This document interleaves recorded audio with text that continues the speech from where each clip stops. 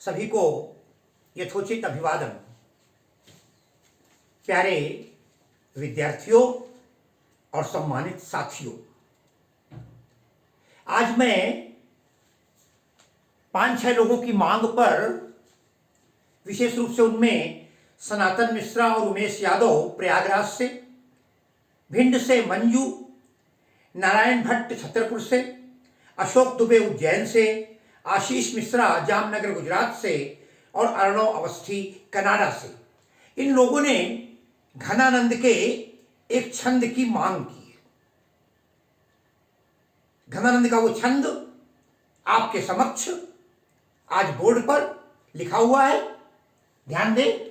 पर काजे ही देह को धारी फिरो, पर जन्य जथारथ हुए दरसो, निधि नीर सुधा के समान करो, सब ही विधि सज्जनता सरसो। घनानंद घन आनंद जीवन दायक हो, कछु मेरियो पीर ये परसो। अरे कबहू व बिसासी सुजान के आंगन, मोह असुआ नहीं लय बरसो। साथियों, घनानंद रीति मुक्त काव्य के, रीतिकाल की जो रीति मुक्त काव्य थी, स्वतंत्र कविता के संवाहक, प्रेम की पीर के कवि, श्रृंगार के रसराजत्व, व्यक्तिगत जीवन की कविताओं को की अविरल धारा बहाने वाले घनानंद जी के विषय में हमने अपने पुराने छंदों में बहुत कुछ बता दिया है। सुजान से प्रेम, सुजान उनको छोड़कर चली जाती है, उनका सारा काव्य एक अद्भुत समन्वय लेता है, एक ओर सुजान की ओर और दूसरी ओर उस अज्ञात सर्वव्यापी सत्ता की ओर। यहां पर उन्होंने प्रकृति का समन्वय किया है, प्रकृति में बादलों को लिया है। यह हमारा की परंपरा रही है। मेघदूत कालिदास का हो या पवन दूतिका अयोध्या सिंह उपाध्याय हरिओध की हो, वियोगिनी नायक और नायिका अपने संदेश को, अपनी आंतरिक पीड़ा को प्रकृति के माध्यम से अपने प्रिय तक पहुंचाने का प्रयास करते और करती हैं। देखिए आप, घनानंद बादलों से कह रहे हैं, निवेदन कर रहे हैं बादलों से, पर काजे ही देह को धारी फिरो। पर काजे ही, पर माने पराए, और काजे ही का मतलब काम, पराए काम के लिए, परोपकार के लिए, दूसरे की भलाई के लिए। पर काजे ही, अपने लिए नहीं जीवित हो तुम। हे बादलों, तुम सबसे बड़ो परोपकारी हो, परहित करने वाले हो। पर काजे ही देह को, अरे तुमने अपने शरीर को ही धारण जो किया है, दूसरे की भलाई के लिए किया है। तुम्हारा जैसा परोपकारी संत कहां मिलेगा। उदाहरण दिया, पर काजे ही देह को धारी फिरो। हे बादलों, तुमने तो पराये काम की सफलता के लिए, दूसरों को सुख देने के लिए, दूसरों को आराम देने के लिए, दूसरे की चिंता से मुक्त करने के लिए, उनकी पीड़ा हरने के लिए ही देह को धारण करके फिरते हो। यही नहीं, पर्जन्य जथारथ हुए दरसो। बड़ी सुंदर बात है। पर्जन्य बादलों का पर्यायवाची है, जो पराये के लिए जन्म ले, अपने लिए नहीं। कबीर ने भी तो कहा था संतों के लिए, है ना, वृक्ष कबहू नहीं फल बकै, और नदी न संचय नीर, और परमार्थ के कारणे, बोले साधु न धरा शरीर। बादल भी संत हैं। अगर बादलों से वर्षा न हो तो ये धरती तड़प जाए, कुछ भी पैदा न हो, उपजाऊ न हो, सस्य श्यामला न हो। ये बादल ही तो हैं जो हवा चलाते हैं, ये बादल ही तो हैं जो वर्षा करते हैं। पर्जन्य, जो तुम्हारा नाम पर्जन्य है, जथारथ हुए। जथारथ साथियों ब्रज भाषा है। पहली बात बता दें आपको, ब्रज भाषा की एक विशेषता होती है, वहां या के स्थान पर जा हो जाता है। यशोदा नहीं कहेंगे, जसोदा हरिपाल ने झूला में। युगल किशोर नहीं कहेंगे, जुगल किशोर कहेंगे। तो जथारथ का मतलब यथार्थ, यथार्थ का मतलब सटीक, सार्थक। तुमने अपना नाम पर्जन्य जो रखा है, बादलों को पर्जन्य कहते हैं, पर्जन्य जथारथ हुए। अरे बादलों, तुम तो दूसरों के लिए अपना शरीर धारण करते हो, अपने नाम को यथार्थ करते हो, सार्थक करते हो करके दर्शो दिखाते भी हो कि मैं किस प्रकार लोगों का भलाई करता हूं, किस प्रकार परिजन ने जो पराये के लिए जन्म लिया है, जिसे दूसरे के लिए पैदा हुआ है, जिसका जीवन ही दूसरों के लिए समर्पित है, ऐसी बात भी दर्शो दृश्य रूप में दिखाते हो। कैसे? देख ले, निधि नीर सुधा के समान करो। निधि, निधि कहते हैं खजाने को।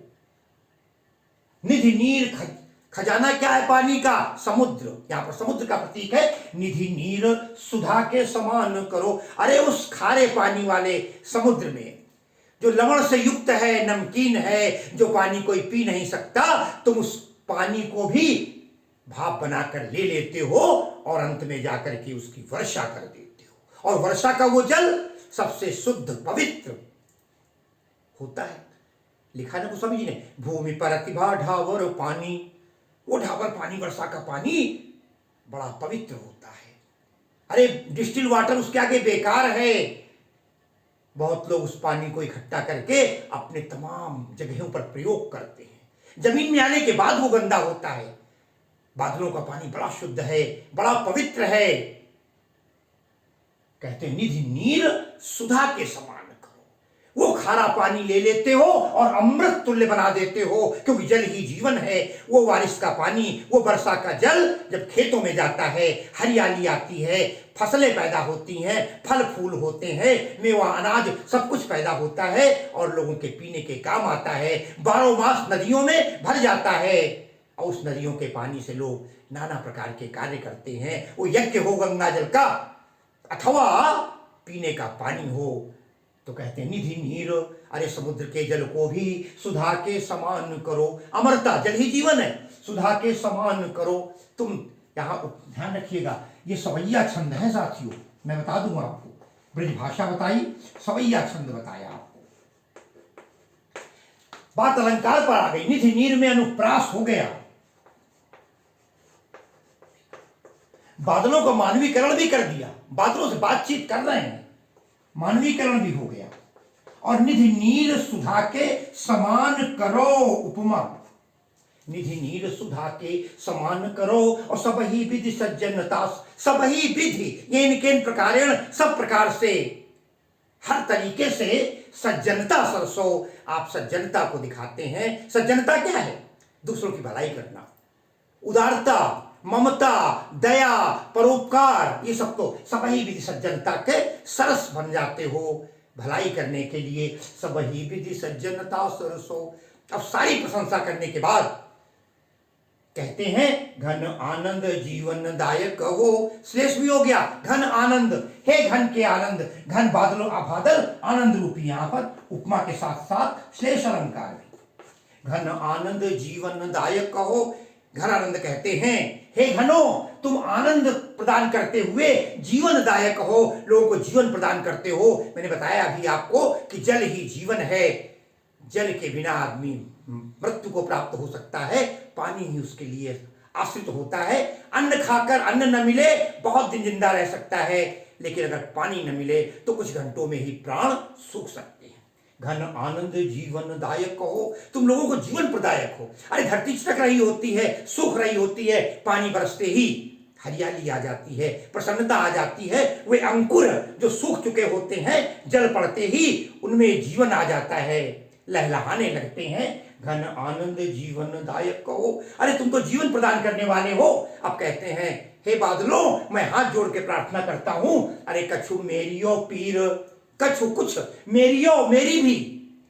घरानंद व्यक्ति कहते हैं कछु मेरियो पीर, पीर माने पीड़ा, दर्द, वियोग। हिये परसो, हिये अपने हृदय में, परसो, परस शब्द जो है स्पर्श के लिए आता है, छुओ। जिसके मन में हमारा अगर दुख तुम स्पर्श कर लो, अर्थात अपने साथ ले लो, जब तुम दूसरों की भलाई करते हो तो कछु मेरियो पीर, कुछ मेरी पीड़ा, ही अपने हृदय में स्पर्श कर लो, अर्थात अपने हृदय में रख लो। और करो क्या? क्या प्रार्थना कर रहे हैं, क्या निवेदन कर रहे हैं? अरे कब हूं वह विश्वासी, आदेश नहीं दे रहा हूं, जब मौका मिल जाए। हे बादलों, कब हूं वह, कब हूं वह विश्वासी, अरे वो विश्वासघातिनी, विशासी कहते हैं जो कृतज्ञ होता है किए हुए एहसान को नहीं मानता। सुजान से के लिए कहते हैं कबहू हुआ विशासी, वो विश्वासघात करने वाली सुजान विशासी। सुजान के आंगन में जाकर के अरे मोह असुआ नहीं लय बरसो, मोह असुआ नहीं, अरे जो मैं दिन रात रोया करता हूं, आंसू बहाया करता हूं, वियोग में उसकी याद में तड़फ रहा हूं, आंसू बह रहे हैं, मेरे इन आंसुओं को ले जा करके लय बरसो, वर्षा कर दो कहां, सुजान के आंगन में। साथियों, बादल समुद्र का खारा पानी मीठा कर देते हैं, लेकिन घनानंद ने बड़ी सूक्ष्म बात कह दी, मेरे आंसुओं को, खारे आंसुओं को ले जाकर शुद्ध मत करना, उन आंसुओं को मिठास मत देना, उस आंसुओं को ले जाकर ही सीधे वर्षा कर देना। जब खारा पानी बरसेगा, आंसुओं की वर्षा होगी, तो शायद उसको ये पता लगेगा कि घनानंद की कितनी पीड़ा है, हमारा वियोगी कैसा है। तो कहते हैं कबहू हुआ विशासी सुजान के आंगन है, आंगन में क्या करो, मोह असुआ नहीं लय बरसो। ये था, हमारे तमाम कवियों ने इस प्रकार की कविताओं को लिखा है प्रकृति के माध्यम से, चाहे वो कबीरदास हों, अयोध्या सिंह उपाध्याय हरियाद हों, या और तमाम जितने वियोगी कवि हैं, प्रकृति का आलंबन लिया है। इस कविता में भी आपने देखा घनानंद की ये कविता है, वियोग से परिपूर्ण है और समन्वय है और प्रकृति के साथ तारतम्य है, बहुत सुंदर वर्णन है। और इन्हीं शब्दों के साथ मैं अपनी आज की कक्षा को विराम देता हूँ। बहुत बहुत बहुत धन्यवाद।